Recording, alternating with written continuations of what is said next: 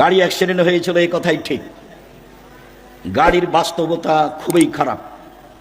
Driver খুব জোরে গাড়ি চালাচ্ছিল, সময়ে পৌঁছবে সেই জন্য। হঠাৎ করে হাইওয়ে রাস্তাতে বাম দিক থেকে একটা লোক হয়তোবা খেয়াল করেনি নাকি, বাম দিক থেকে ডান দিকে গেছে। যেই সময়ে গেছে 2-3 সেকেন্ডের মধ্যে গাড়ি যে তার সাথে ধাক্কা লেগেছে। গাড়ি ধাক্কা লেগে গাড়ির বড় ধরনের ক্ষতি হয়েছে। এই পর্যন্ত আল্লাহ একেবারেই নিরাপদে রেখেছেন। ভাগ্যে কি আছে আমার জানা নেই, আল্লাহই ভালো জানে। আল্লাহর লাখো শুকরিয়া আদায় করি, সিজদা করে শুকরিয়া আদায় করি।